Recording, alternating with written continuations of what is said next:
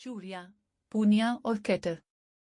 एक दिन 4 साल की नन्ही सी जिया, जिसकी 2 छोटी छोटी पोनीटेल्स थी, अपनी 8 साला बड़ी बहन सारा के साथ चूड़ियाँ खरीदने बाजार गए।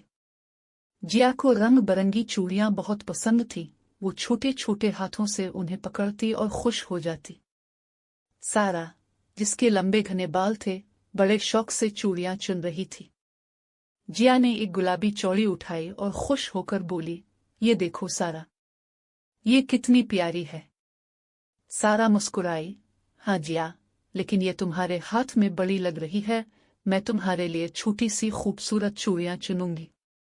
तभी उनके साथ आया 3 साल का छोटा सा शरीर भाई अली भी मजे से उधर उधर दौड़ने लगा। अचानक वो चूड़ियों की दुकान के पास रुक गया और अपनी बहनों को जोर से पुकारा, मुझे भी दो, मुझे भी दो, चूड़ियाँ दो, पोनियाँ दो, कैटर दो।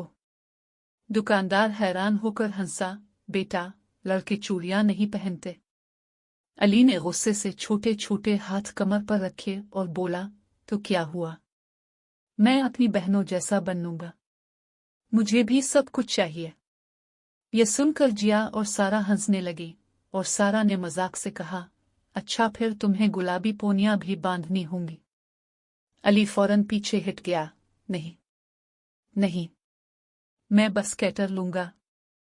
आखिर में तीनों ने अपनी पसंदीदा चीजें खरीदें। जिया ने अपनी पसंदीदा रंगीन चूड़ियाँ, सारा ने चमचमाती चूड़ियाँ और अली ने अपने लिए खिलौने वाला कैटर। तीनों खुशी खुशी बाजार से घर लौटे और सारा रास्ता हंसते रहे। ये कहानी हमें सिखाती है कि छोटे बच्चे किसी भी चीज में दिलचस्पी ले सकते हैं और उनकी मासूम शरारतें सबको खुश कर देती हैं।